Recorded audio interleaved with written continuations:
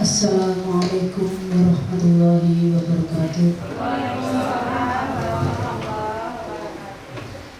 Kepada yang terhormat Ibu Kepala SMP Negeri 19 Purworejo, Ibu Noimah SPD MMPD, kepada yang kami hormati Bapak Wakil Kepala SMP Negeri 19 Purworejo, Bapak Argo Cahyo Luna Eksilia SPD, serta pada yang kami hormati rekan-rekan guru dan karyawan-karyawati SMP Negeri 19 Purworejo.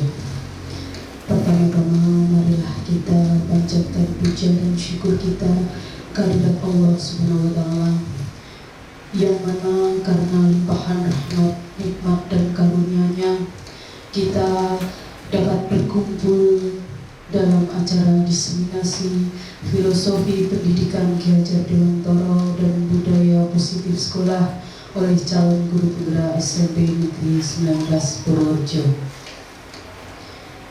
Bapak, Ibu guru sekalian, perkenalkanlah saya membacakan susunan acara pada siang hari ini. Yang pertama, pra-acara menyanyikan lagu Indonesia Raya dan Mars Purworejo. Yang kedua, pembukaan. Yang ketiga, sambutan oleh Ketua Panitia. Yang keempat, sambutan Kepala SMP Negeri 19 Purworejo. Yang kelima, doa. Yang keenam, acara inti diseminasi. Yang ketujuh, diskusi tanya jawab. Dan yang kedelapan, penutup. Untuk itu langsung saja memasuki pra-acara pada siang hari ini. Kita akan menyanyikan lagu Indonesia Raya yang akan dipandu oleh Ibu Wiji Astuti SPD. Kepada Ibu Wiji, waktu dan tempat kami silakan. Bapak Ibu dimohon untuk berdiri.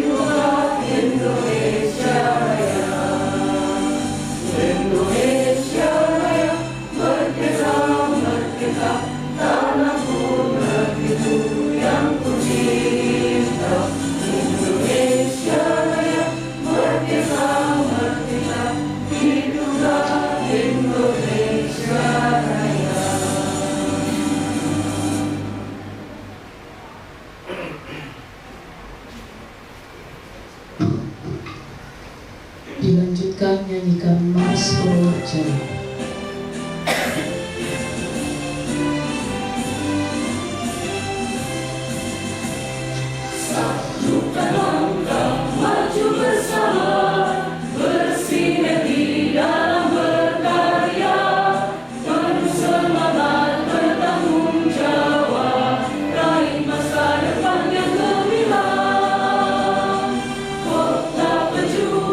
Berbudaya, ramah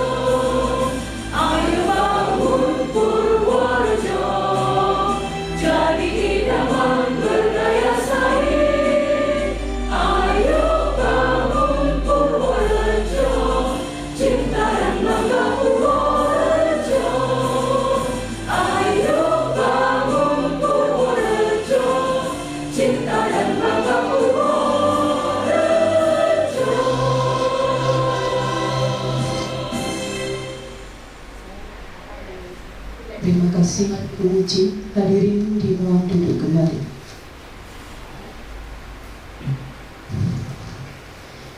Memasuki acara yang kedua adalah pembukaan.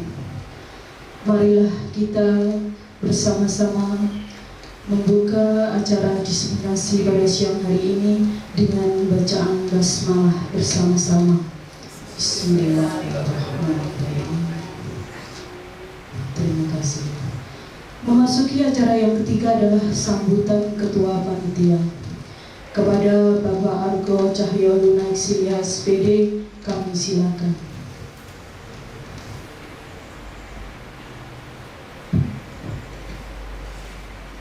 Bismillahirrahmanirrahim. Assalamualaikum warahmatullahi wabarakatuh. Waalaikumsalam warahmatullahi wabarakatuh. Bismillahirrahmanirrahim. Yang terhormat Ibu Naimah SPD MMPD SMP Negeri 19 Purworejo, yang kami hormati Ibu Yuni Tri Supandi SD selaku pemateri pada acara diseminasi filosofi pendidikan belajar Dewantara dan budaya positif sekolah, kepada Bapak Ibu guru peserta diseminasi filosofi pendidikan belajar Dewantara dan budaya positif sekolah yang berbahagia. Disyukur kehadirat Allah Subhanahu wa Ta'ala yang telah memberikan karunia kepada kita, karunia yang banyak sekali, terutama kesehatan, kesempatan yang pada hari ini kita dapat melaksanakannya tanpa hambatan suatu apapun. Bapak Ibu yang kami hormati, pada hari ini kita melaksanakan diseminasi filosofi pendidikan belajar Dewantara dan budaya positif sekolah dalam rangka untuk yang pertama adalah memenuhi persyaratan Ibu Yuni sebagai calon guru penggerak. Bagaimana nanti filosofi pendidikan belajar Dewantara itu akan kita implementasikan untuk membangun budaya sekolah kita untuk kedepannya. Dan saya harapkan bahwa kegiatan ini bukan terus berhenti setelah kita melakukan diseminasi. Diseminasi ini kan kegiatan untuk menyebarluaskan dari mungkin materi atau informasi atau kegiatan yang Ibu Yuni telah dapatkan, kemudian disebarluaskan pada kita agar kita dapat memahami apa itu yang dimaksud filosofi pendidikan, kemudian apa yang dimaksud budaya positif sekolah. Tentu saja untuk dapat mencapai budaya sekolah yang positif itu tidak bisa kita dapatkan serta-merta, tapi harus kita lakukan secara bertahap, berkelanjutan, dan itu melibatkan seluruh stakeholder di SMP Negeri 19 Purworejo. Tidak hanya Bapak Ibu guru sebenarnya, bahwa semua warga sekolah harus memberikan kontribusi yang positif terhadap bagaimana terwujudnya budaya sekolah kita ini. Mungkin kita akan melakukan kegiatan-kegiatan awal, kegiatan habituasi kepada seluruh warga sekolah, sehingga dengan pembiasaan itu akan menjadikan diri kita menjadi insan yang berkarakter sesuai dengan visi-misi SMP Negeri 19 Purworejo. Yang kedua, terima kasih kepada Ibu Naimah yang telah memberi fasilitas kepada kami sehingga kegiatan ini dapat terlaksana sesuai rencana. Dan juga kepada rekan-rekan saya sampaikan terima kasih telah memenuhi kuota untuk syarat terlaksananya diseminasi pada sore hari ini. Akhirnya demikian yang bisa saya sampaikan. Selamat mengikuti kegiatan diseminasi filosofi pendidikan belajar Dewantara dan budaya positif sekolah. Semoga bermanfaat, kemudian dapat kita terapkan yang sebenarnya, tidak hanya sekedar kita ikuti seremonialnya kemudian berhenti besok sudah lupa gitu. Demikian yang kami harapkan kepada rekan-rekan. Akhir kata, billahi taufiq wal hidayah. Wassalamualaikum warahmatullahi wabarakatuh. Terima kasih kepada Bapak Argo selaku Ketua Panitia. Masuki acara yang keempat, yaitu sambutan dari Kepala SMP Negeri 19 Purworejo. Kepada Ibu Noimah SPD MMPD kami silakan. Assalamualaikum warahmatullahi wabarakatuh. Bismillahirrahmanirrahim. Asyhadu an la ilaha illallah wa asyhadu anna Muhammadan abduhu wa rasuluh. Rabbi shrah li sadri wa yassir li amri wahlul 'uqdatam min lisani yafqahu qawli. Rabbi auzi'ni an ashkura nikmatika allati an'amta 'alayya wa walidayya wa an a'mala shalihan tarduhu wa adkhilni bi rahmatika fi ibadika sholihin. Yang saya hormati dan saya banggakan Bapak Ketua Panitia Diseminasi Guru Penggerak, yang saya hormati dan saya cintai dan saya banggakan Ibu Yuni Tri Sukanti ST sebagai guru penggerak angkatan 6 ya, Purworejo, SMP Negeri 19 Purworejo, yang luar biasa.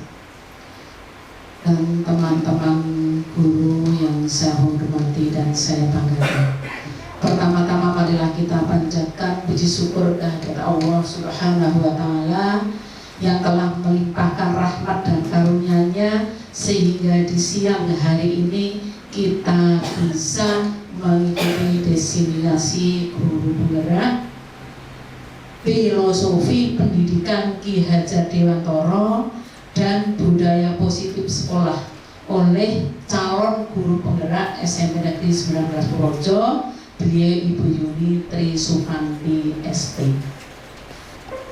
Bapak Ibu yang saya hormati, memang guru penggerak ini adalah sebagai motor dari sekolah.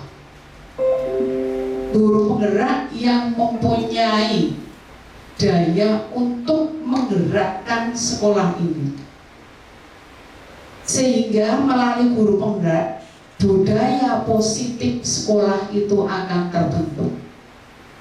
Dan melalui guru penggerak juga nanti pemimpin-pemimpin di sekolah itu akan diambil dari guru penggerak. Karena untuk menjadi guru penggerak itu juga tidak mudah. Sehingga kalau teman kita itu lolos menjadi guru penggerak, ini adalah sungguh luar biasa. Dan saya sangat mengharapkan guru-guru penggerak yang lain yang umurnya masih terjangkau dan juga ilmunya juga terjangkau. Tapi saya kira kalau ilmunya semuanya terjangkau, tapi kalau umur sudah tidak bisa. Karena untuk seperti saya, kemudian Pak Ngalimur, kemudian Pak Sri Widodo, ini sudah tidak bisa untuk menjadi guru penggerak. Oh, digeraki wayo angel. Nah, ya mengapa? Karena memang sudah tidak potensi. Maka syarat untuk menjadi guru penggerak itu sangat spesifik.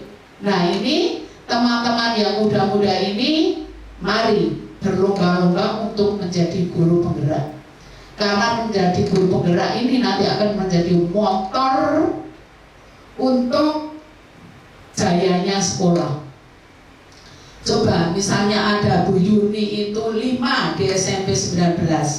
Saya kira SMP 19 ini sudah go internasional. Ya, mungkin bahasa pengantarnya nanti bahasa Inggris.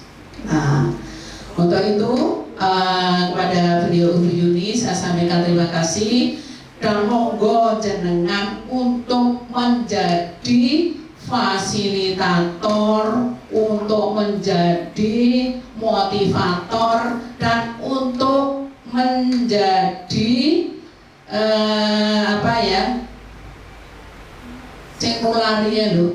provokator. Saya minta untuk menjadi provokator juga. Kenapa sih Bu Musda muda kok tidak mau? Ayo, begitu. Nah, itu juga masih muda-muda tidak mau. Ayo, ngapain muda kok seperti itu, seperti orang tua saja. Nah, ayo semuanya bergerak. Saya yakin tinggal ada nawa itu dari hati. Nawa itu dalam hati, kemudian aplikasikan. Bu Siti insya Allah nanti langsung menyusul. Ya, ya sudah kelihatan kok dari aura wajahnya itu sudah kelihatan. Ya. Nah, kemudian itu kemudian Bu Wiji juga, kemudian Pak Ari juga, kemudian Mas Adi juga, semuanya nanti akan ke sana. Dan nanti saya, kemudian Pak Kiai, kemudian Pak Sri, kemudian juga Pak Isnaini, ini akan memberi dorongan dan memberi doa.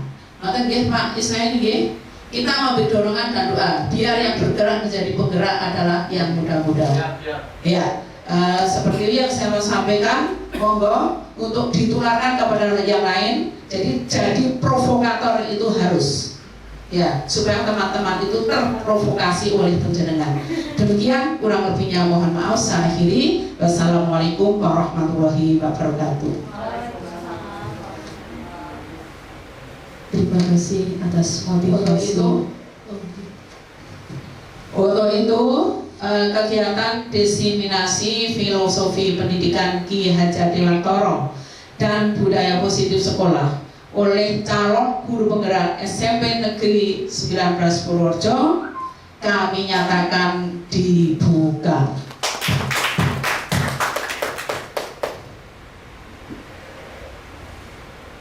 Ya, terima kasih atas motivasi dari Bu Naimah serta yang diteruskan dengan pembukaan acara diseminasi pada siang hari ini. Memasuki acara yang kelima adalah doa.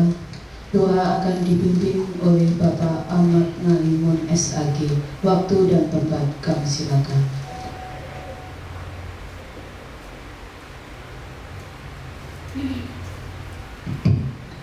Assalamualaikum warahmatullahi wabarakatuh.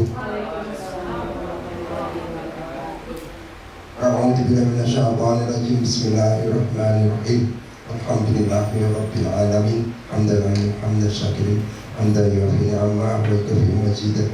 Ya Rabbana lakal hamdu kama yanbaghi li jalatika wajhika wa 'azimi sultanik.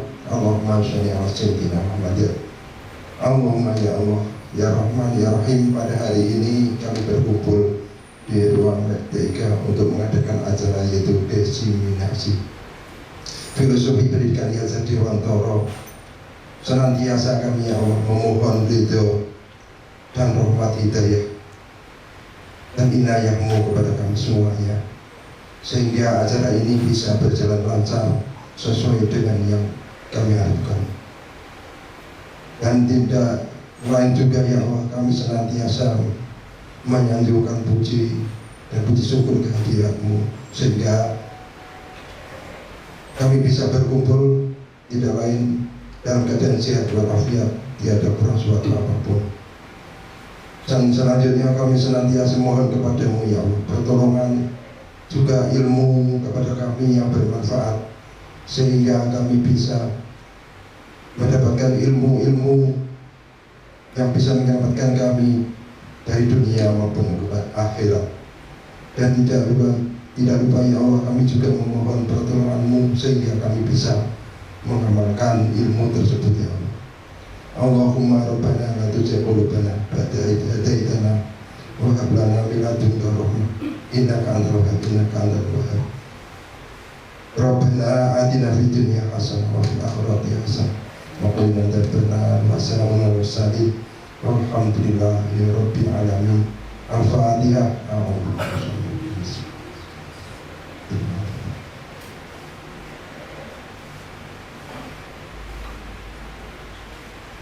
Assalamualaikum warahmatullahi wabarakatuh.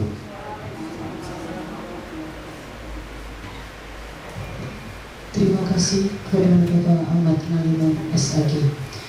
Memasuki acara inti yaitu diseminasi filosofi pendidikan Ki Hajar Dewantara dan budaya positif sekolah oleh calon guru penggerak SMP Negeri 19 Purworejo.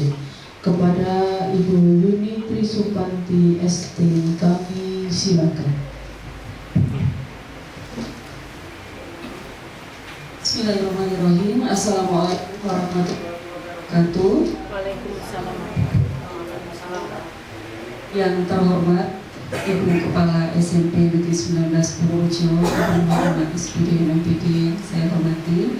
Yang saya hormati Bapak Ibu Guru SMP Negeri 19 Purworejo yang pada kesempatan siang menjelang sore hari ini sudah mensodakokan waktunya, memberikan waktunya untuk mengikuti diseminasi pada siang hari ini.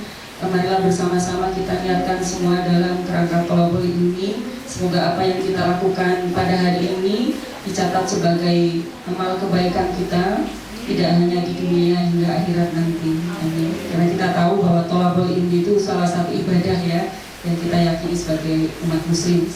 Seperti itu. Bapak Ibu, sebelumnya sekali lagi saya ucapkan terima kasih Bapak Ibu sudah menyediakan waktu, mungkin ini weekend ya. Bapak Ibu mestinya sudah pulang ke rumah jam 1 ini, kemudian membuat rencana, mungkin kalau belum ada rencana dengan keluarga.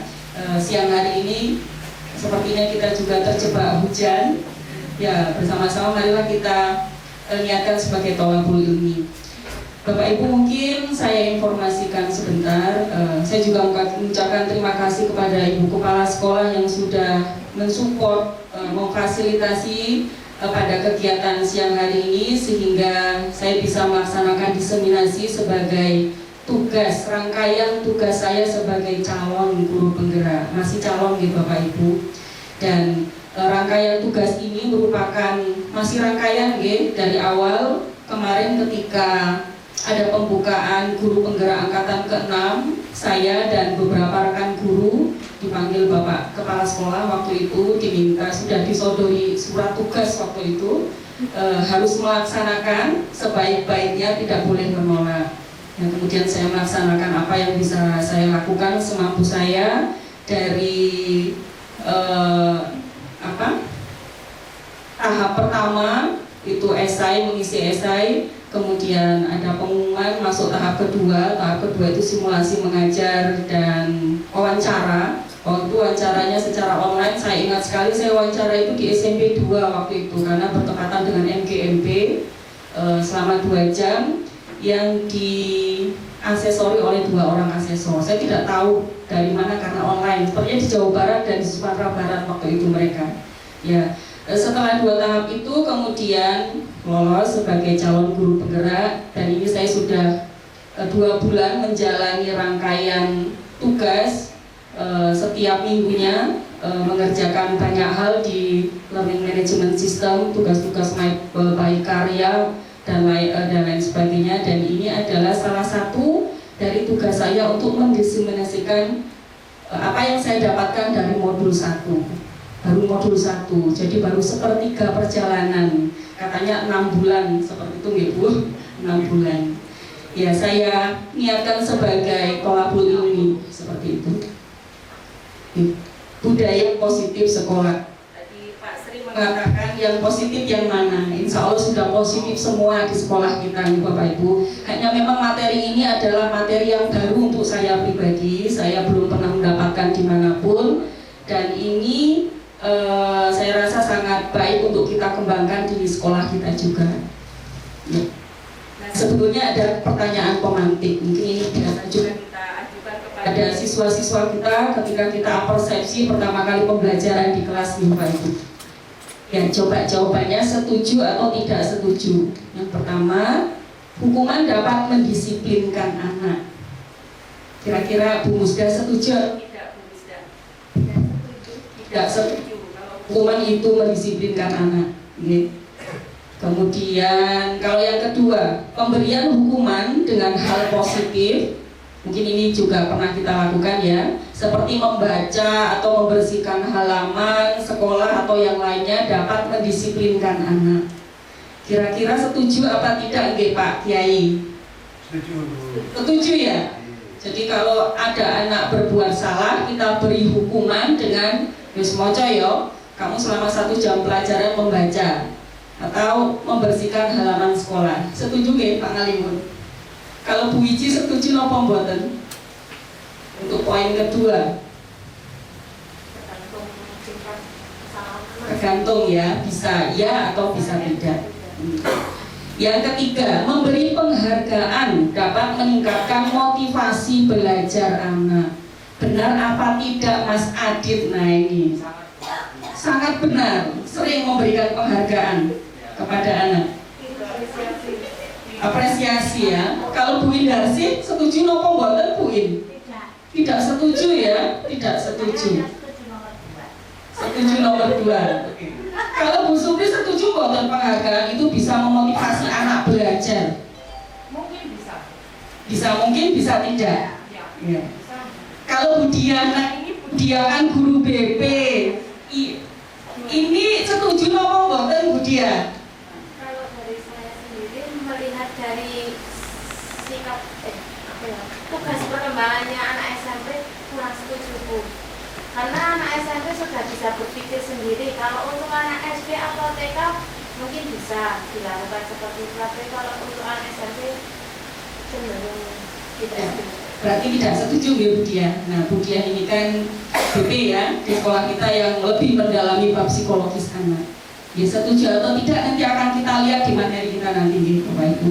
Ya ini ada banyak paradigma yang ternyata juga merubah paradigma pengetahuan saya tentang hukuman dan penghargaan itu. Yang selama ini mungkin saya anggap benar, ternyata kurang benar atau malah tidak sesuai ya untuk anak-anak didik kita. Ya.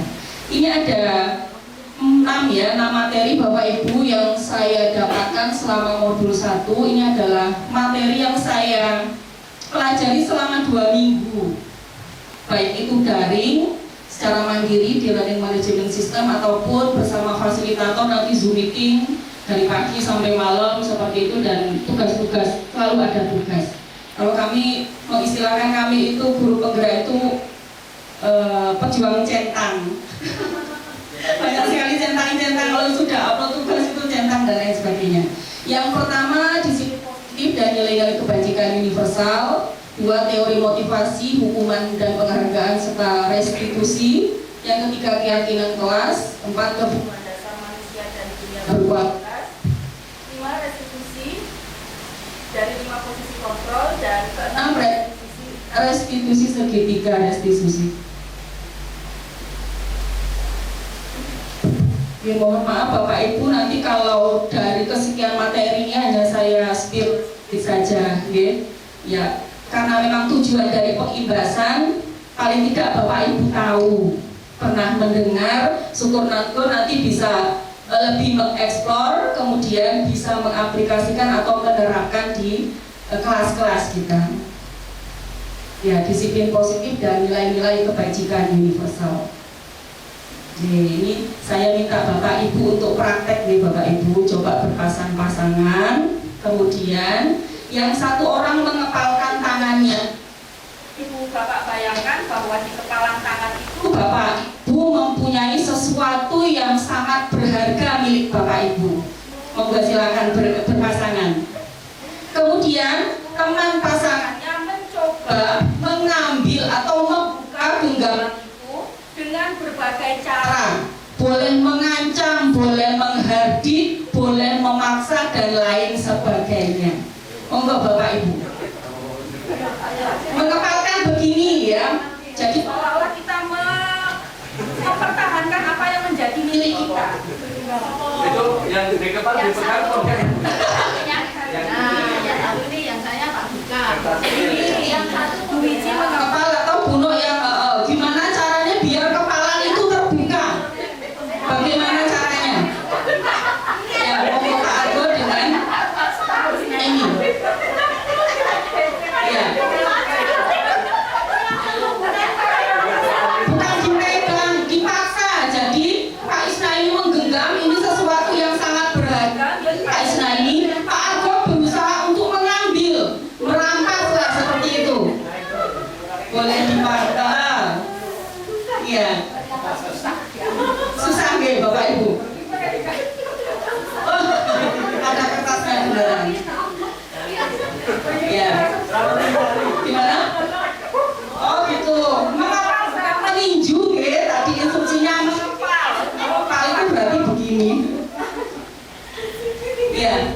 Baik Bapak Ibu, dari apa apa yang sudah kita simulasikan tadi, apa yang bisa kita dapat? Bagaimana? Adakah tadi Bapak Ibu yang menggenggam bisa dibuka genggamannya? Tidak bisa. Apakah Bapak Ibu yang tangannya menggenggam tadi dengan sukarela ikhlas membuka genggamannya tanpa dipaksa, tanpa diintimidasinya seperti itu? Ya, tidak ya. Nah, seperti ini. Ini perubahan paradigma, teori atau pilihan ilustrasi kontrol. Jadi kalau ilustrasi itu kan seolah-olah kita beranggapan ya, selama ini guru itu bisa mengontrol siswa atau murid. Kita bisa mendikte, bisa nyuruh-nyuruh gitu ya. Ternyata enggak, siswa itu punya posisi kontrol sendiri. Dia punya dunia sendiri yang tidak bisa serta-merta kita kontrol atau kita ambil. Ya, kalaupun selama ini kita bisa memaksa anak, itu karena apa? Bisa jadi karena banyak hal nanti, karena keterpaksaan, karena yang lainnya. Jadi bukan karena keinginan dia sendiri. Sama seperti tadi ya, tidak ada yang genggamannya tak buka, cukuin gitu, tidak ada. Ya. Kemudian ilustrasi bahwa kritik dan membuat orang merasa bersalah dapat menguatkan karakter. Nah mungkin ini pernah juga saya lakukan kepada siswa. Kita buat anak merasa bersalah ya, mungkin saja ini. Harapan kita dia bisa menginsafi kesalahannya, kemudian bisa berubah. Ya, tidak bisa serta-merta seperti itu. Kalaupun anak bisa mau berubah, itu karena apa? Karena paksaan kita, bukan karena dia memang ingin melepaskan genggamannya tadi. Kemudian ilustrasi bahwa semua penguatan positif efektif dan bermanfaat. Jadi mungkin kita sudah memberikan motivasi kepada siswa, memberi arahan, saran dengan segala hal, itu juga belum efektif ya untuk penguatan atau membuat siswa berubah dirinya. Ini kita dalam konteks siswa nih Bapak Ibu. Kemudian ilustrasi bahwa orang dewasa memiliki hak untuk memaksa. Saya wali kelas, saya guru mapel, ya, saya punya hak. Kudune koyong ini. Mungkin siswa itu nurut, tapi ya hanya nurut terpaksa atau dalam jangka waktu yang sebentar saja. Yang penting gurunya meneng rak rampung. Bisa jadi besok mengulangi kembali. Bahan paradigma teori kontrol. Bentar Bu. Ya. Biar saya tidak bingung. Itu benar ilusi ya. Ilusi hubungannya dengan pandangan mata yang kira-kira penipuan, menipu, atau ilustrasi yang disingkat menjadi ilusi. Ilusi. Ya, oke, ya. Jadi ini memang slide yang memang saya dapat dari fasilitator guru penggerak, tidak saya ubah. Jadi ilusi kita selama ini Pak, seolah-olah kita beranggapan bahwa kita bisa mengontrol siswa. Ya, masalahnya dibandingkan dengan ilustrasi tadi. Oh gitu. Ilustrasinya itu tadi Pak. Iya. Bisa mengontrol siswa. Oke, ya. Seperti itu ya Bapak Ibu. Kita belajar bersama. Karena di sini saya baru dapat kemarin mengimbaskan kepada Bapak Ibu. Oke, lanjut. Ya. Nah kemudian siapa yang sesungguhnya memiliki kontrol untuk diri sendiri? Ya kita sendiri. Ya, kita tidak bisa kemudian memaksa siswa untuk menjadi baik. Kita tidak bisa memaksa siswa untuk menjadi apa yang kita inginkan. Karena siswa itu juga punya dunia atau posisi kontrol sendiri. Dan kita tentu tidak mau dipaksa, didikte atau dikontrol oleh orang lain ya Bapak Ibu. Meskipun itu siswa. Nah, ini coba kita bandingkan stimulus respon dan teori kontrol atau pilihan. Kalau stimulus respon, kita mencoba mengubah orang lain agar berpandangan sama dengan kita. Pokoknya harus sama dengan saya. Seperti itu ya. Tapi pada teori pilihan, kita berusaha memahami pandangan orang lain tentang dunia. Nah, kita juga mempersepsikan diri bahwa kita juga bisa menyelami atau memahami dari persepsi orang yang lain. Tapi tidak harus sama dengan kita. Begitu juga dengan siswa atau murid-murid kita.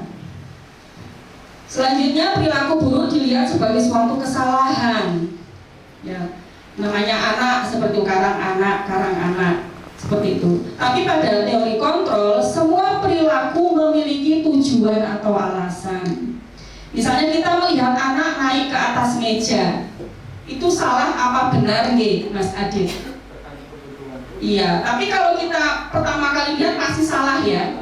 Nah, pada teori kontrol, semua perilaku memiliki tujuan. Nah, kalau anak itu naik meja itu karena untuk tujuan tertentu, misalnya apa? Ya, pasti dia punya alasan, punya posisi kontrol itu tadi. Ya. Kemudian orang lain bisa mengontrol saya. Ada stimulus respon. Kalau pada teori kontrolnya, Anda tidak bisa mengontrol orang lain, tidak bisa. Kalaupun orang itu manut, mau menuruti apa yang kita mau, tinggal nanti akan kita bahas ada motivasi internal dan eksternal, intrinsik dan dari luar seperti itu. Okay. Pemaksaan ada pada saat bujukan gagal. Kalau pada teori pilihan, kolaborasi dan konsensus menciptakan pilihan-pilihan baru. Nanti ini akan terlihat pada materi restitusi. Mungkin Pak Sri sudah pernah mendengar kata restitusi, saya belum pernah sebelum saya dapat materi ini. Ya, nanti disesuaikan aja. Siapa tahu saya nggak tahu judulnya. Oh iya.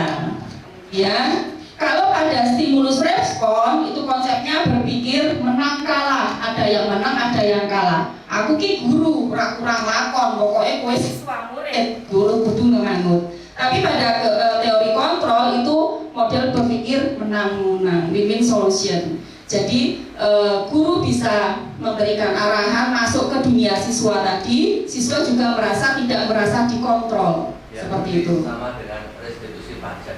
Restitusi pajak, ya. Itu apa Pak Sri? Yang saya dengar tuh kalau restitusi itu biasanya ada pada pajak. Oh, Pada pengembalian atau hadiah ke orang yang seperti karena misalnya ya dia membayar pajak yang banyak, maka akan diberi semacam pengembalian atau apa begitu. Oh gitu. Sama seperti restitusi pajak. Ya, kalau di desa itu misalnya orang yang membayar pajak 100%. Nah, nanti dari pihak Pemkab reward gitu ya? Semacam begitu. Reward ya, oke. Okay. Ya, terima kasih Pak Sri untuk kosakata baru bisa kita eksplor nanti restitusi pajak buat ini banyak sekali ya Bu, ada 60 slide, kita nanti lanjut saja ya. Kemudian ini adalah teori kontrol, ini adalah teori dari William Glasser. Ini adalah teori lama sebenarnya, tapi mungkin tidak banyak kita kembangkan. Nah, di sini yang tadi sudah kita sampaikan ya, kita itu tidak bisa mengontrol orang lain. Semua perilaku itu memiliki tujuan. Jadi kita tidak bisa menjudge bahwa perilaku siswa itu adalah sesuatu yang buruk. Dia bertindak seperti itu pasti ada alasannya. Banyak contoh kasus ya, mungkin Mbak Dia ini sedang keluar kasus-kasus anak yang bermasalah ya. Mereka menjadi seperti itu pasti ada latar belakangnya. Kemudian tadi sudah berpikir menang-menang dan selanjutnya. Nah, makna kata disiplin yang kita yakini selama ini ya. Disiplin membuat orang menggali potensinya menuju sebuah tujuan apa yang dia hargai. Jadi selama ini kan kalau anak itu disiplin, berarti anak itu adalah anak yang tertib, anak yang bertanggung jawab. Seperti itu ya Bapak Ibu. Padahal kita tidak tahu anak itu disiplin itu diselipin. Bukan diselipin, disiplin. Tidak, kepleset. Disiplin itu motivasinya apa? Nanti warni-warni akan kita bahas. Nah, dalam budaya kita, mana disiplin telah berubah menjadi sesuatu yang dilakukan seseorang pada orang lain untuk mendapatkan kepatuhan. Nah, bisa jadi saya sendiri mungkin jangankan siswa ya, disiplin itu karena mau arep patuh, gitu ya. Ini kita tuh baru ini pakai gini-gini Bu. Padahal selama ini kita meyakini ya, itu jiwa korsa yang harus kita pakai. Terima kasih Bu Noima, ini menyadarkan kita semua. Ini nama sejak pelacak akhirnya nempel kembali. Ya, berarti selama ini saya patuh itu bukan karena nilai-nilai yang ada dalam diri saya, baru sebatas patuh karena ibu kepala sekolah. Nah, ini mungkin yang harus kita rubah, apalagi kita bisa kalau belajar kemudian bisa merubah siswa. Jadi ada dari dalam. Nanti kalau butuh yang disiplin lebih banyak, saya punya bukunya. Iya. Iya. Disiplin loh Pak. Ya betul Bu. Ini sungguh-sungguh, jadi bukan perbedaan tentara Amerika putra dan putri. Kalau putra itu kan disiplin. Nah kalau yang putri katanya diselipin. Saya nggak tahu. Diselip, disalip Iya, disalipin. Disalip berarti barisan. Nah, kecenderungan umum adalah menghubungkan kata disiplin dengan ketidaknyamanan, bukan dengan apa yang kita hargai atau mencapai suatu tujuan mulia. Jadi berasal dari ketidaknyamanan. Nih aku orang, misalnya anak ya kalau tidak pakai atribut yang lengkap nanti akan diskor. Jelas kita sudah ada aturan skor seperti itu. Jadi bukan dari tujuan mulia. Anak itu paham nilai-nilai kebajikan yang akan kita pelajari nanti. Seperti itu. Mudah ngopong-ngopong gitu Bapak Ibu. Saya pertama dapat materi ini agak ngopong juga. Nah, nilai-nilai kebajikan, setiap perilaku perbuatan memiliki suatu tujuan. Itu ya yang harus kita ingat-ingat dari sekarang, bahwa anak itu baik atau buruk pasti dia ada tujuan atau ada alasannya, sehingga kita sebagai guru itu tidak serta-merta menjudge siswa. Ini benar sebenarnya materi BP menurut saya. Tapi ini boleh kita dan wajib kita pelajari sebagai guru, karena setiap kita pasti menjadi guru siswa-siswa, apalagi menjadi wali kelas. Sehingga kalau kita bisa menerapkan ini akan meringankan kerja-kerja guru BP. Gitu. Kemudian, nah ini nilai-nilai kebajikan yang ada di profil pelajar Pancasila yang kita ketahui, Bapak Ibu. Sudah seperti itu, beriman, mandiri, bernalar kritis, berkebinekaan global, gotong royong, dan kreatif. Teori motivasi, hukuman, dan penghargaan serta restitusi. Ini kita akan kaitkan apa itu motivasi, hukuman itu baik atau tidak, penghargaan itu baik apa tidak, kemudian restitusi itu apa. Nah, teori motivasi perilaku manusia. Manusia itu berperilaku sekali lagi karena ada dorongan dalam dirinya, entah itu positif atau negatif. Kemarin mungkin di TV Bapak Ibu pernah melihat di berita kriminal ada seorang bapak mencuri, ya mencuri, kemudian ditangkap setelah diselidiki oleh polisi disidik, ternyata mencuri untuk membeli susu formula anaknya, sampai seperti itu. Kalau kita tahu kan ini namanya nilai keburukan ya, bukan nilai kebajikan. Mencuri itu yang mencuri kita tidak tahu latar belakangnya apa. Nah sama murid-murid juga seperti itu. Kalau dia nakal nanti pasti ada sesuatu yang melatar belakangi hal tersebut. Yang pertama, untuk menghindari ketidaknyamanan atau hukuman, apa yang akan terjadi apabila saya tidak melakukan. Ini masih motivasi eksternal, bukan berasal dari dirinya. Aku tertib berangkat sekolah karena memang kewajiban. Aku bikin PR ya karena memang ada tugas, bukan karena niatannya belajar dan lain sebagainya. Yang kedua, untuk mendapatkan imbalan dari orang lain atau institusi. Apa yang akan saya dapatkan apabila saya melakukannya? Ini termasuk masih motivasi eksternal. Contohnya misalnya anak diminta untuk mengikuti kejuaraan, terus diiming-imingi, kemudian ada hadiah ini itu. Kalau anak ini motivasinya baru ke sana, berarti motivasinya masih eksternal. Dia masih dikuasai oleh pihak lain seperti itu. Nah, kalau yang motivasi internal, ini tujuan disiplin positif, yaitu untuk menghargai diri sendiri. Saya akan menjadi orang yang seperti apa bila saya melakukannya. Aku belajar kio pertama niatnya ibadah, karena memang itu ada tuntunannya dalam syariat agama kita, misalnya seperti itu. Saya sholat, ini musim sembahyang. Saya sholat karena apa? Saya ingin masuk surga, misalnya. Itu masih iming-iming surga. Padahal dari sebuah kajian yang saya pernah dengar, bahwa kita masuk surga atau neraka itu karena rahmat Allah, gitu ya. Bahwa orang endingnya seperti apa kalau rahmat Allah lebih besar, dia akan masuk surga, seperti itu. Jadi motivasi intrinsik atau motivasi internalnya adalah ingin disayang Allah, ingin apa ya, dapat rahmat. Mau besok mau seperti apa, yang penting dapat rahmat Allah, seperti itu. Okay. Nah ini merdeka menurut Ki Hajar Dewantara. Kita berada di kurikulum merdeka, sepertinya panduan kita ini Ki Hajar ini ya, Ki Hajar Dewantara. Merdeka itu artinya tidak hanya terlepas dari Perintah, tapi juga cakap buat memerintah diri sendiri. Jadi tidak hanya kita terlepas dari perintah mau merdeka, tapi kita juga bisa nyupiri diri sendiri, nggak bebas-bebas kemudian kita berbuat sekehendak kita. Maka dari itu kalau kita ingin bebas dari perintah orang lain, tentu kita harus lebih bisa menjadi apa? Pengendali diri, jadi sopir terhadap diri kita. Saya coba bilang anak, siapapun lah ya, kalau kita itu tidak jadi mobil mogok, ya insya Allah kita akan jalan walaupun pelan. Tapi kalau kita itu mobil mogok, mau sekuat apa, pengaruh dari luar mendorong, tetap tidak akan jalan seperti itu. Nah memang konsep merdeka belajar itu dari Ki Hajar Dewantara ini. Ya kalau filosofinya bahwa kita itu mendidik anak itu seperti menanam tanaman. Ya tanaman kita pupuk, kita rawat dari kecil, dan tanaman itu punya karakteristik berbeda-beda, tidak sama. Nah itu yang sekarang ada apa? Kalau dari awal kan kita harus, kalau di kurikulum 13 berdasarkan data apa Budi ya?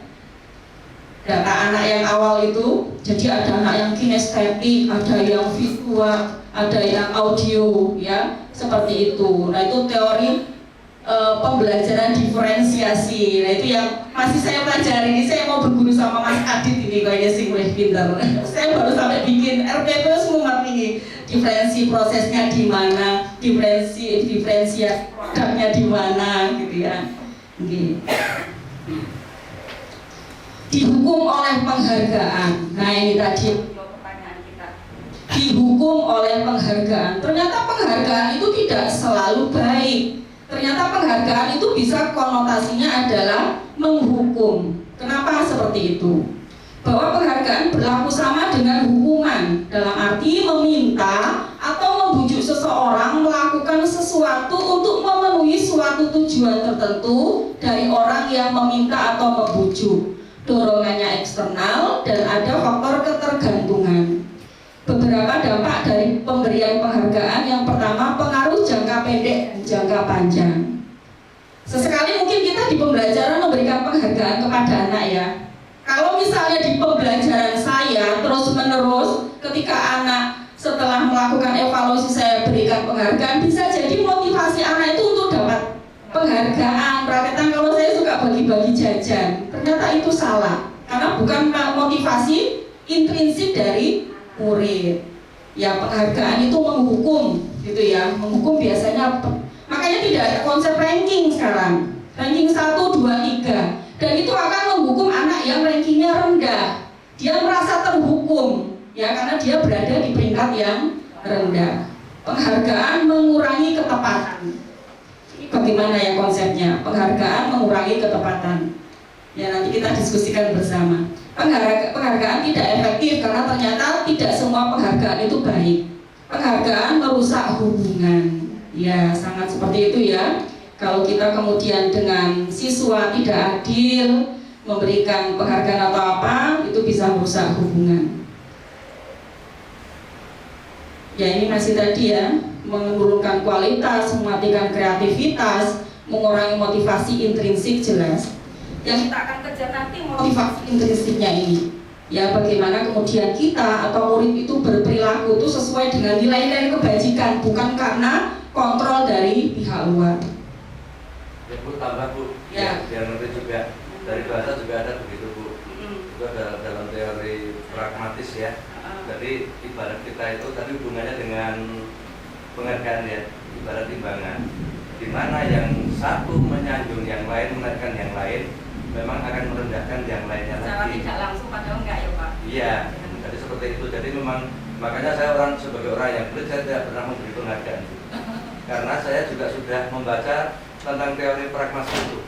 Jadi kalau kita menyanjung satu, maka yang lain akan merendahkan karena seperti timbangan, seperti dacin, seperti neraca. Nah begitu. Seperti ranking tadi, apa nggih Pak? Ya sama makanya saya nggak pernah hanya saja karena orang tua selalu bertanya. Saya buatkan yang kecil tapi tidak masuk di rapot. Nah, saya selipkan ini posisi anak ibu bapak selama ini seperti ini. Ya, tapi tidak pernah saya umumkan karena tadi itu menyanjung yang satu maka akan merendahkan yang lain dan saya tidak senang dengan hal yang seperti itu. Terima kasih. Oke, terima kasih Pak Sri.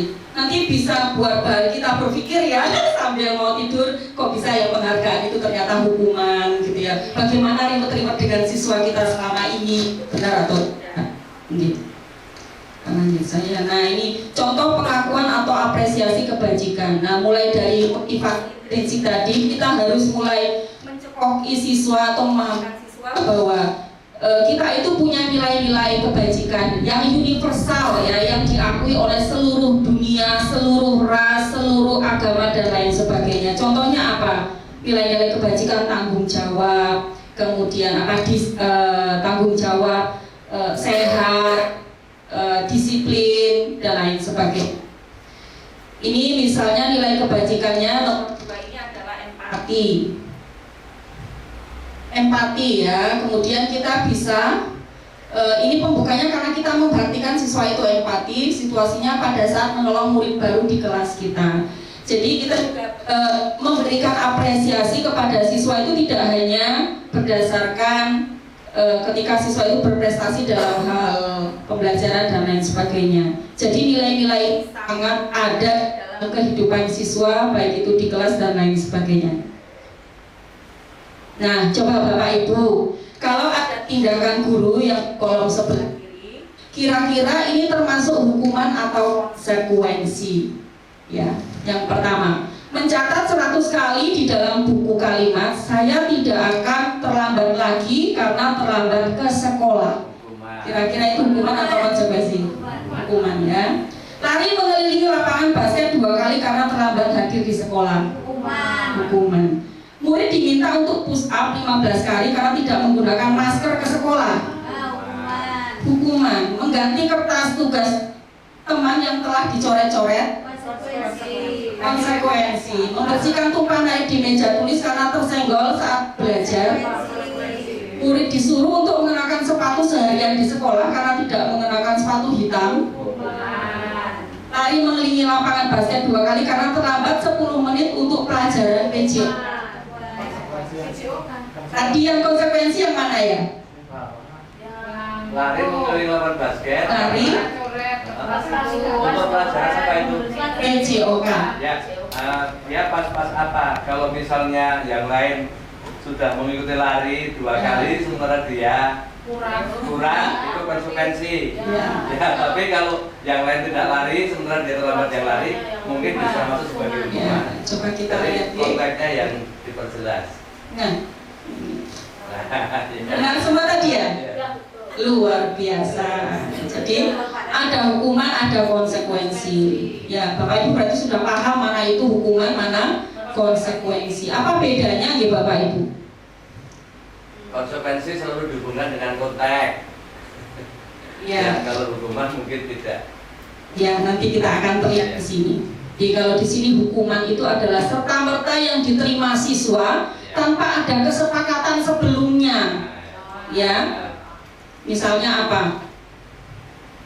Makanya nanti terakhir akan ada kesepakatan kelas. Ini mungkin untuk wali kelas ya. Kita benar-benar membuat kesepakatan kelas sehingga anak-anak itu ketika dia menerima sesuatu hal, entah itu menyakitkan atau tidak, dia tahu bahwa itu sebuah konsekuensi dan itu kita deklarasikan di dalam kelas masing-masing. Ya, kalau hukuman itu serta-merta langsung dihukum. Anak manut, tapi ada rasa sakit hati. Ya, bukan merasa kemudian dia salah, kemudian tahu dia salah memperbaiki, sesuk dibaleni meneh, itu bisa sangat terjadi. Ya. Nah, ini bedanya hukuman dan konsekuensi. Kalau hukuman sesuatu yang menyakitkan harus terjadi tanpa anak tahu, tanpa anak diberikan pemahaman atau ada dialog. Kalau konsekuensi sesuatu harus terjadi karena mereka tahu sudah ada MOU, sudah ada kesepakatan. Membuat anak sakit fisik maupun hati untuk jangka waktu lama, Sedangkan kalau yang konsekuensi membuat anak merasa tidak nyaman dalam waktu jangka pendek saja. Karena sudah dideklarasikan di kelas, semua anak-anak tahu ketika dia menjalankan konsekuensi itu dia paham. Oh iya, ini memang ada nilai-nilai kebaikan yang sudah disepakati di kelas. Nanti kita kemudian anak membenci kedisiplinan. Ya karena dia merasa terpaksa disiplin, bukan karena niat dari dalam hatinya. Kalau yang konsekuensi anak menghargai disiplin dan seterusnya. Bisa dibaca sebentar ya Bapak Ibu. Slide-nya masih banyak sekali. Ya seperti itu. Jadi bedanya hukuman dan konsekuensi ada kesepakatan sebelumnya. Ya yang kita deklarasikan di kelas kita masing-masing. Jadi anak paham. Bisa juga kalau kita anak diberi kertas post-it menuliskan nilai-nilai kebaikan apa saja yang mereka ketahui. Dan itu yang akan kita deklarasikan di kelas sebagai bahan untuk konsekuensi ini tadi.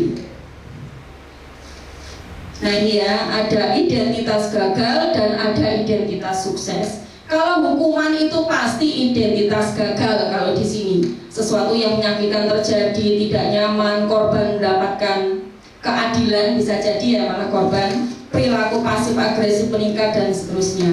Nah kalau di kolom yang kedua ini, disiplin, konsekuensi, dan restitusi. Tadi kita sudah tahu beda hukuman dan konsekuensi nih Bapak Ibu. Sekarang restitusi itu apa? Kalau kita bandingkan konsekuensi dan restitusi, kalau konsekuensi sesuatu harus terjadi dan ini setelah ada kesepakatan, ada deklarasi dengan siswa. Kalau restitusi merupakan pilihan. Jadi ketika anak berbuat salah, kita nanti akan ada video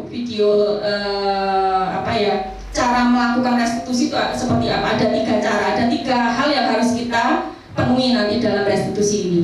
Jadi kalau konsekuensi itu sebelumnya sudah ada kesepakatan. Kalau restitusi kita membimbing anak atau murid itu kemudian ketika dia salah, kira-kira kalau kamu salah ini mereka akan kita bimbing mencari jawaban atau jawabannya sendiri. Anak-anak itu juga memberikan masukan kepada kita. Nek kowe ini api. Jadi tidak selalu dari guru gitu. Jadi anak juga berpendapat. Apa itu restitusi? Proses menciptakan kondisi bagi murid untuk memperbaiki kesalahan mereka. Jadi ada prosesnya, ada 3 proses. Sehingga mereka bisa kembali pada kelompok mereka dengan karakter yang lebih kuat, tanpa malu, kalaupun ada merasa tidak nyaman hanya jangka pendek. Seperti itu. Tambah ya Bu ya? Iya, boleh Pak. Ya. Ini dari KBBI. Ya. Nanti ada yang sudah mengalami, ada yang belum. Yang pertama berarti ganti kerugian ya, misalnya pembayaran kembali. Misalnya ada seorang pegawai yang mendapat restitusi setelah dia berobat akan mendapat restitusi misalnya dari asuransi tertentu misalnya. Kemudian penyerahan bagian pembayaran yang masih bersisa. Jadi nanti biar restitusi maksudnya tidak hanya itu saja. Iya, ini restitusi di bidang pendidikan. Ya, kita sampaikan cakupannya seperti itu. Ya, ini saya sampaikan dalam bidang kesehatan. Ya. Saya lebih senang yang ini. Penyesuaian spontan kepala bayi dengan badannya sesudah kepala keluar dari rahim ibu. Ya, itu juga namanya restitusi. Dari SPK sudah tahu. Saya mantan perawat soalnya. Kemudian pemulihan korban atau penggantian kerugian yang dialami korban baik secara fisik maupun mental. Ini bukan apa-apa, bukan saya sok gaya. Nanti biar ada tambahan wawasan. Restitusi orang itu. Terima kasih. Terima kasih Pak. Dan saya dapat kata restitusi sejak saya belajar di GP ini. Ya, saya sering intuisi itu.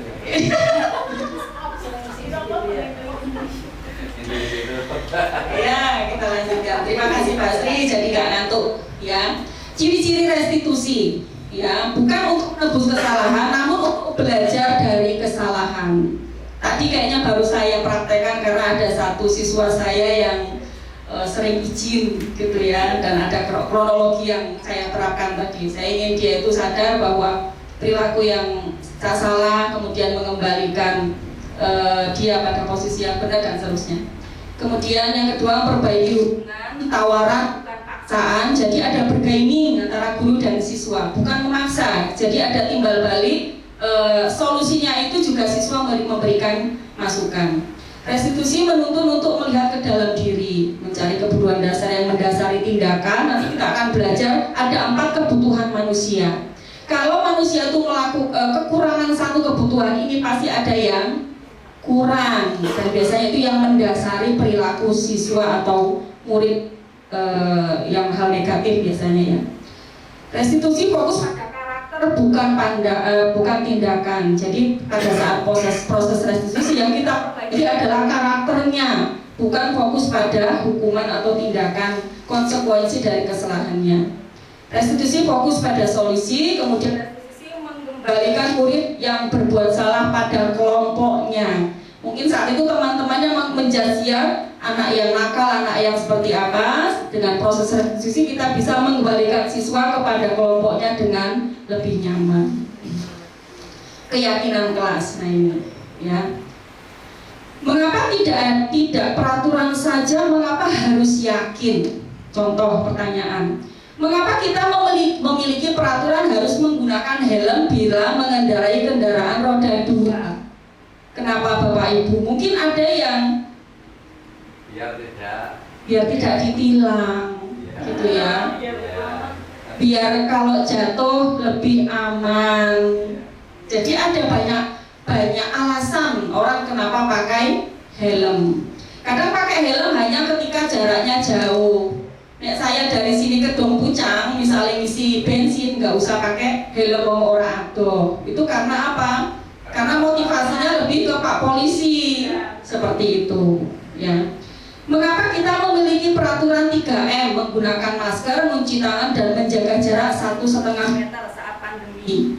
Mungkin saat itu karena aturan sekolah. Ya aku orang seperti itu, maka aku dapat poin kalau siswa. Seperti itu ya. Bukan karena meyakini bahwa itu adalah sebuah kebutuhan. Kita memproteksi diri kita untuk kesehatan. Seperti itu. Mengapa kita memiliki peraturan harus datang tepat waktu pada saat mengikuti pelatihan? Nah mungkin yang marak kita sekarang absen online ini ya. Betul. Ternyata kita bisa. Ya, ternyata kita bisa ya. Datang pagi-pagi tepat waktu. Maksudnya bisa sebagai kendang kan Bu ya? Ya, gimana Pak? Bisa sebagai kendang. Iya, alarm. Bukan. Kendang gimana Pak? Kendang itu awalnya masuk tepat, pulangnya juga masuk tepat, nanti tengah-tengah enggak.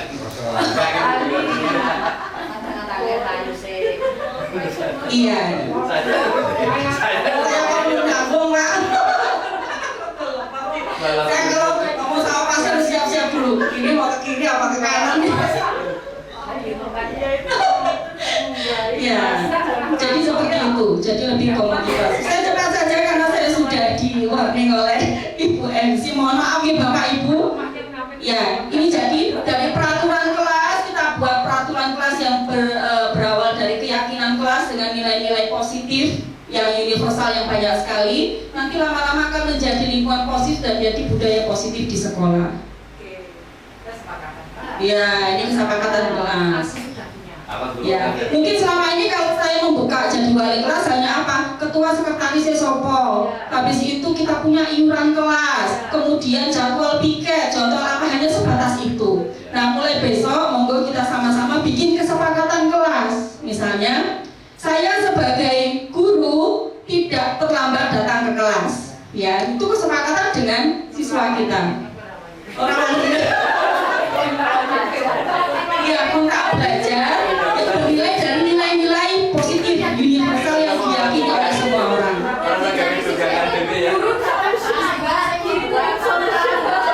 Berani nggak Bapak Ibu? Yang penting ya jangan membuat jogangan diri.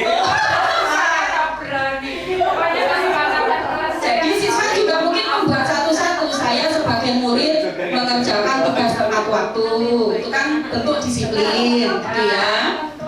Saya sebagai siswa saling menyayangi. Jadi ketika siswa ada yang jotaan sampai berbenturan fisik, itu berarti tidak saling menyayangi. Jadi kata kuncinya adalah nilai-nilai kebajikan universal, menyayangi, menghormati, dan lain sebagainya. Tapi menyayangi juga perlu dibuat dibuat kriteria, nanti face to face lah aja. Ya. Nah seperti itu. Okay. Jadi tidak hanya peraturan kelas, tapi tapi kesepakatan kelas yang bernilai dari nilai-nilai universal yang kita yakini, seluruh dunia itu yakini, tidak terbatas ras, agama dan lain sebagainya. Nah ini kegiatan pendalaman keyakinan tidak usah Pak. Nah ini Keyakinan kelas atau peraturan, ya. selalu kembalikan Buku ke tempatnya, kita langsung saja di jawabannya. Jadi kalau ada peraturan selalu kembalikan buku ke tempatnya, itu keyakinan kelas bahwa itu ada nilai tanggung jawab di situ. dilarang mengganggu Orang lain itu berarti menghormati orang lain. Hadir di sekolah 15 menit sebelum pelajaran dimulai, menghormati orang lain, guru misalnya ya, atau teman-teman yang lainnya yang memang sudah mengikuti keyakinan kelas. Sekali lagi keyakinan ya. Kalau keyakinan berarti motivasinya intrinsik, berkomitmen dan seterusnya. Jangan berlari di kelas atau koridor. Itu keyakinan kelasnya, keselamatan atau keamanan. Mungkin sama dengan menggunakan helm tadi ya. Tidak hanya takut kepada Pak Polisi. Kebutuhan dasar manusia. Ini ada 4. Kasih sayang dan rasa diterima, penguasaan atau eksistensi ya. Kemudian kebebasan dan kesenangan, dan bertahan hidup. Nah, 5 kebutuhan dasar ini kita semua memerlukan atau membutuhkan. Nanti ada yang teori Maslow, beda lagi Pak. Yang 45 tadi begitu. Ini bertahan hidup. Tengah ada ya? Iya, ada tengahnya Pak. Maksud saya yang 4 itu semuanya masuk ke dalam tadi bertahan hidup. Iya, bertahan hidup itu. Jadi kalau ada salah satu saja yang kurang atau apa dari sisi anak, itu pasti akan agak ya Budia ya. Contoh kasus Budia paling banyak menangani mungkin anak yang orang tuanya tidak di rumah karena bekerja di luar kota, anak yang broken home, anak yang apa. Karena apa? Mungkin kebutuhan kasih sayang dan rasa diterimanya kurang. Tapi itu bukan gambarnya memang tidak keliru Bu. Yang tengah itu tetap lingkaran itu bukan yang berdombar itu bukan ya. yang tengah. Ya, kau bertahan hidup? Enggak, maksudnya kan itu kan ada lambang-lambang simbol ya. Nah, yang tengah itu bukan godong warunya. Godong waru. Oh, ya, Itu main tadi Pak.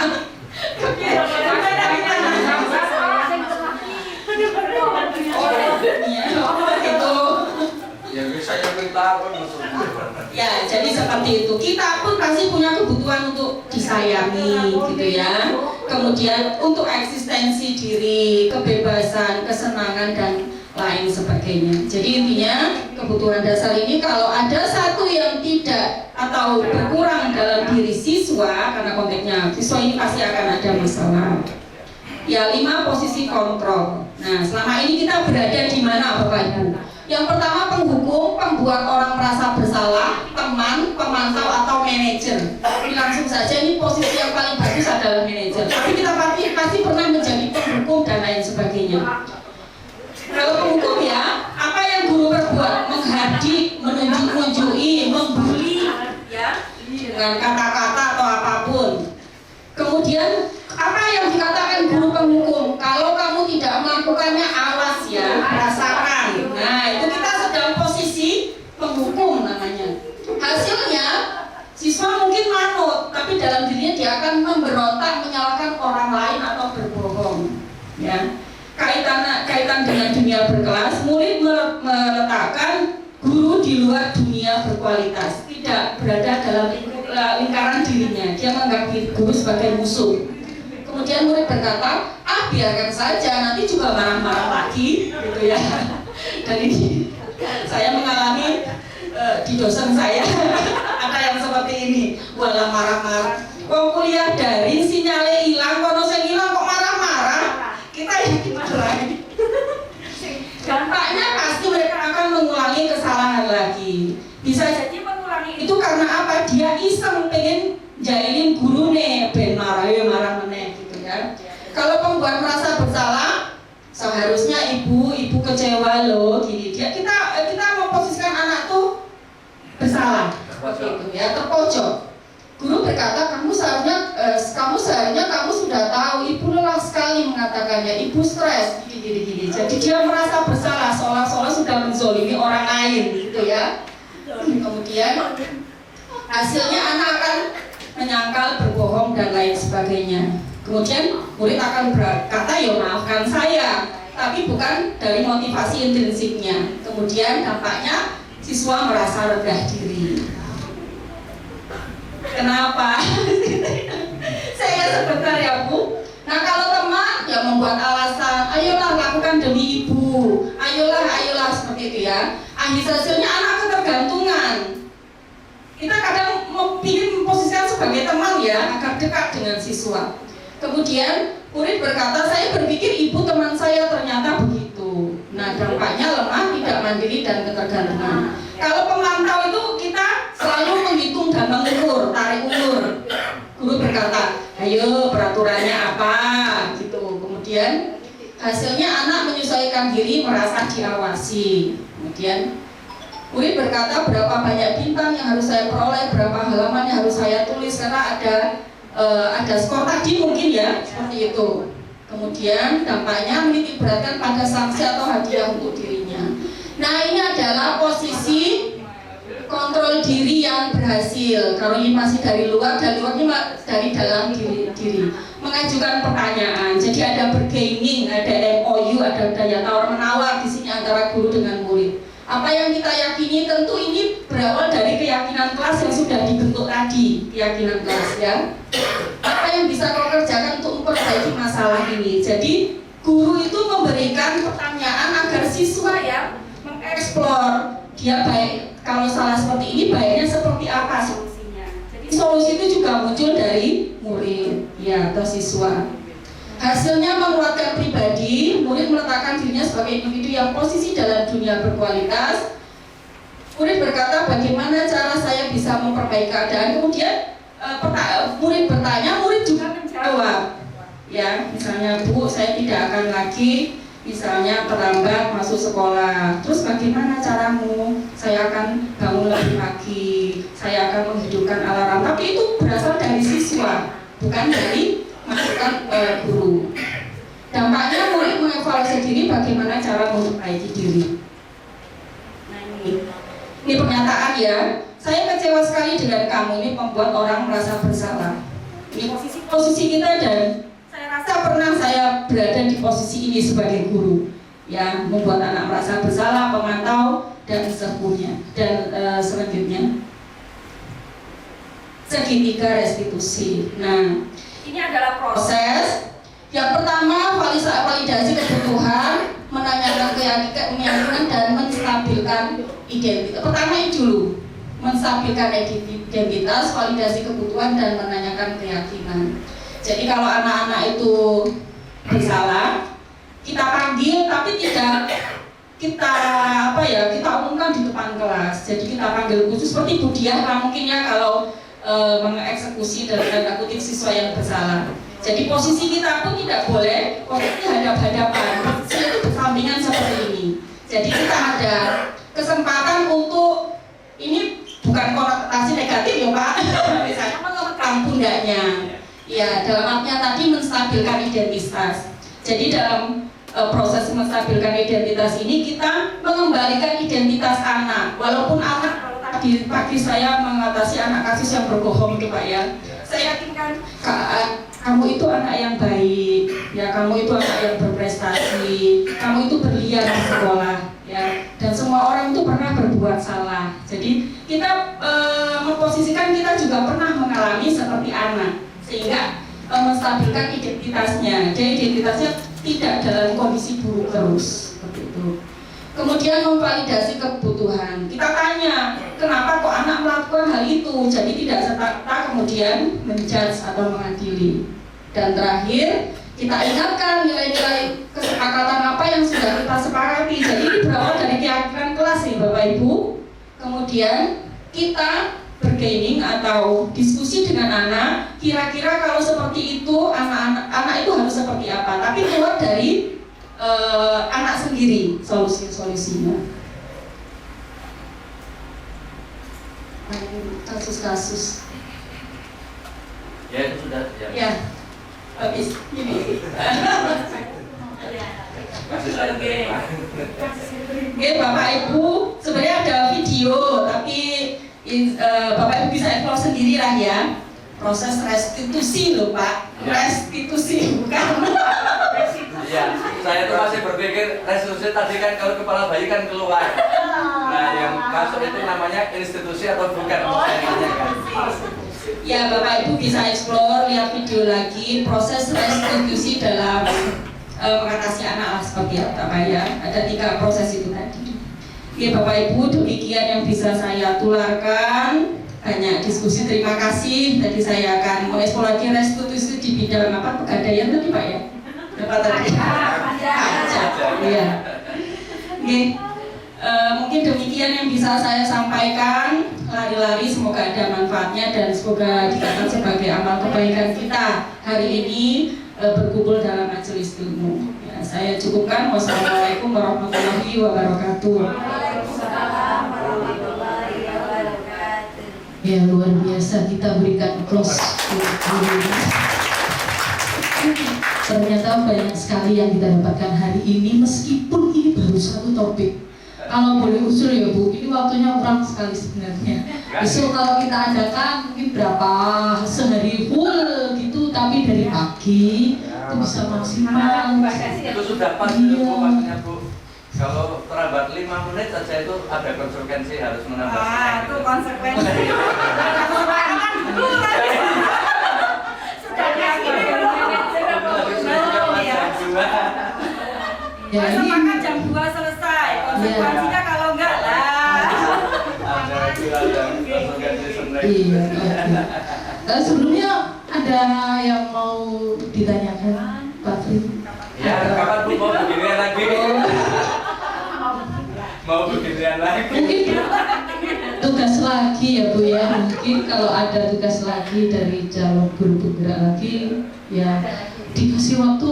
Gak hanya kan Bu Yuni di sini saya lihat sebenarnya 15 menit, terus 30 menit, itu ternyata 45 menit aja kurang. Ini memang harusnya agak dari pagi seperti itu gitu. Karena kita masih penasaran gitu.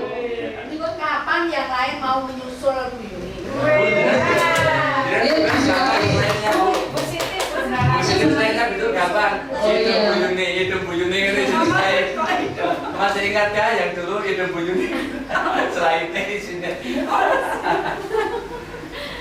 Ya ini sebenarnya untuk guru, untuk umur itu yang P3K itu semuanya masuk Bu, bisa, mungkin bisa. Jadi besok,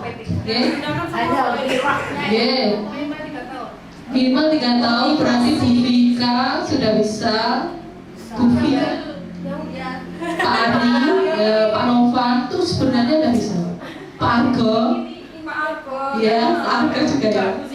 Saya saya sedang proses angkatan 8 pengajar praktik ini semoga ya saya lihat kok Bu Yuni kayaknya banyak sekali tugasnya. Semoga bisa melaluinya dengan baik-baik saja. Ada yang mau bertanya? Atau sudah? Oh iya, betul Bu, karena ini diseminasi ini harusnya untuk semuanya tanpa terkecuali. Jadi terutama yang tidak ikut hari ini ya perlu untuk diseminasikan. Ya rakyat komputer. Ya nanti saya share. Oke, ya. Banyak banget modul-modul ya saya belajar. Ya 70 aja dulu ya Bu ya. Oke, untuk hari ini banyak sekali yang kita dapatkan. Semoga menjadikan itu suatu restitusi, motivasi intrinsik dari diri kita bahwa sebenarnya guru yang baik itu seperti apa, kita di kelas itu seperti apa. Saya juga masih belajar Bu Yuni, nanti bisa sharing-sharing lagi.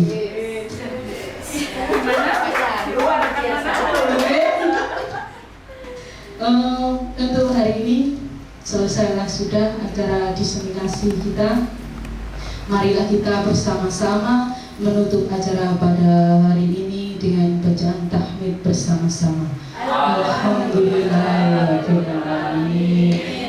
Bapak Ibu, semoga mundur dengan selamat sampai tempat tujuan. Terima kasih Bu Yuni. Bagi yang muda-muda dia